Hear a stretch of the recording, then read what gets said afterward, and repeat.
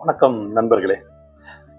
நிறைய பேர் எழுப்பக்கூடிய கேள்வி, மனசாட்சி இருந்தா எந்த ஆபத்தும் வராது, மனசாட்சியோட நடந்துக்கிறவனுக்கு பிரச்சனை வராது என்று சொன்னாங்க. ஆனா நான் ஒரு பாக்கியராஜ் கேள்வி பதில்ன்ற ஒரு புத்தகம் படித்தேன். அதில் ஒரு பியூட்டிஃபுல்லாக ஒரு கதை ஒன்று சொல்லியிருந்தார்.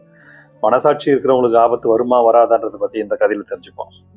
3 திருடர்கள் எப்போவுமே திருட போகிறதுக்கு முன்னாடி ஒரு பிள்ளையார் கோயிலில் வணங்கிட்டு தான் போவாங்களாம். என்ன தெரியுமா வணங்குவாங்களாம்? இன்னைக்கு போகிற இடத்துல நிறைய பொருள் கிடைக்கணும், நிறைய செல்வம் கிடைக்கணும், நிறைய பொருட்களை சுட்டுக்கிட்டு வரணும் என்று வேண்டுவாங்களாம்.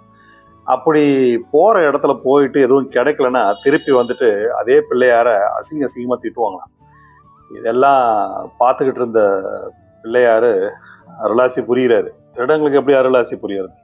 3 பேரும் போகிறாங்க. 3 பேரும் போயிட்டு போன இடத்துல சரியானபடி எதுவும் கிடைக்கல.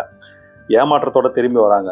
கோபமாக இருந்து மறுபடியும் அந்த அரச மரத்தை பிள்ளையார என்ன பண்ணுறாங்களா, டேய் நம்ம எவ்வளோ தூரம் வேண்டுறோம், ஆனால் இந்த பிள்ளையார நம்மளை ஏமாற்றிக்கிட்டே இருக்காரு, கல் எடுத்து அடிங்கடா அப்படின்னு சொல்லி ஒருத்தன் சொல்கிறான். எல்லாரும் கல் எடுத்து அடிக்கிறாங்க. அதில் ஒருத்தனுக்கு மட்டும் கொஞ்சம் மனசாட்சி இருக்குது. என்ன தெரியுமா யோசிக்கிறான்?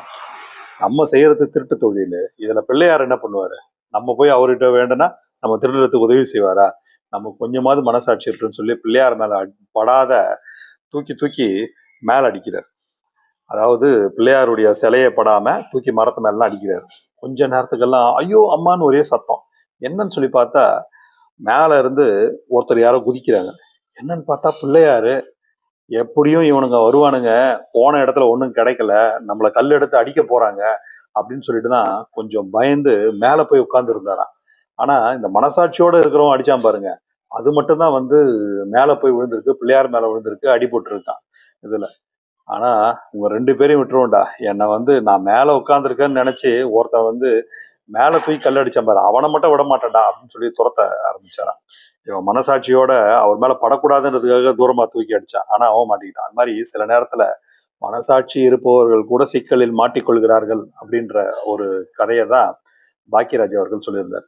பாக்கியா என்ற புத்தகத்துல கேள்வி பதில்கள் வெளியாயிருந்தது. அதனுடைய தொகுப்பாக தான் போட்டிருக்காங்க. 1, 2, 3 நாள் நிறைய பாகம் இருக்கு.